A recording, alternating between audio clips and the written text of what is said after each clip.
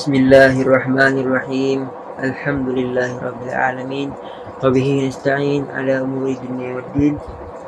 Wassalatu wassalamu ala sayyidil anbiya wal mursalin wa khatamin nabiyyin wa ala alihi wa sahbihi ajma'in. Amma ba'd. Ya'lamu ayyuhal ikhwan, ya'lamu anna man waqa'a fi shay'in min al-ma'asi sawa'un kana min sagha'iriha aw min kaba'iriha فعليه أن يتوب إلى الله تعالى من جميع ذنوبه حتى تغفر له خطاياه، فإن المعاصي مبدعة عن الله موجبة لسخطه وعقابه في الدنيا والآخرة، كما قال الله تعالى في كتابه العزيز بعد أعوذ بالله من الشيطان الرجيم وتوبوا إلى الله جميعا أيها المؤمنون لعلكم تفلحون. صدق الله العظيم. Bersyukur kita kepada Allah Subhanahu wa Ta'ala yang telah memberikan kita kesempatan untuk hidup di muka bumi ini, untuk melakukan segala perintahnya dan meninggalkan segala larangannya.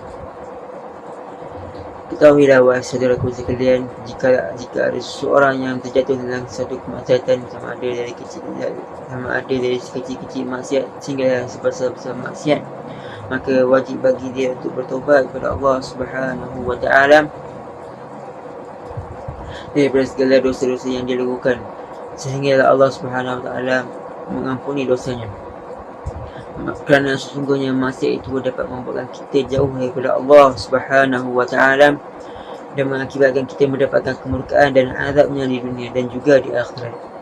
Seperti mana Allah Subhanahu wa Ta'ala berfirman dalam ayat Quran yang maksudnya, dan bertobatlah kamu kepada Allah, hai orang-orang beriman, agar kamu beruntung. Fattaubatu arju'u ila Allah Ta'ala min tariqil bu'di ila tariqil qurbi. Maka taubat itu adalah kembalinya kita kepada Allah daripada jalan yang sesat ke jalan yang benar. Maka wajib bagi kita untuk bertaubat kepada Allah SWT dengan segera. Bila kita dah melakukan semasa, maka kita wajib bertaubat kepada Allah SWT ketika itu, kerana mati itu datang tidak diduga. Seperti mana telah berkata Luqman Al-Hakim kepada anaknya, ya bunayya la tu'akhir taubata fa innal mauta ya'ti baghtah. Yang maksudnya, wahai anakku yang tercinta, janganlah kamu melewat-lewatkan taubat, kerana sesungguhnya mati itu akan datang secara tiba-tiba. Selama mana kita nyawa kita belum berada di tenggorokan, maka kita masih diberi peluang oleh Allah Subhanahu wa Ta'ala untuk bertobat kepadanya. Seperti mana sabda Nabi sallallahu alaihi wasallam, inna Allah yaqbalu taubatul abdi ma lam yugharqib. Maksudnya sesungguhnya Allah Subhanahu wa Ta'ala menerima taubat seorang hamba selama mana nyawa dia itu belum berada di tenggorokan.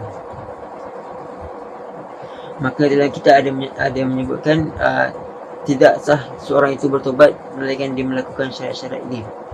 Yang pertama adalah tarkul ma'asi fil hali.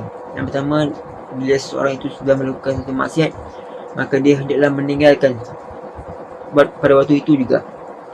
Yang kedua, wanadmu ala fi'liha fil ma'asi.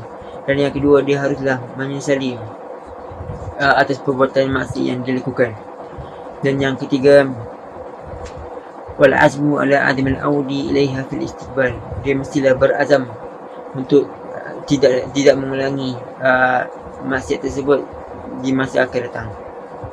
Dan ada satu syarat tambahan untuk seorang apabila dia melakukan satu maksiat yang berkaitan dengan sesama manusia, iaitu radduha ila ahliha wastardahum ahluhum wa talabul istihlal minhum. Yang maksud dia adalah kita kembalikan barang itu kepada tuannya dan meminta redha kepada mereka, dan kita meminta halal kepada mereka.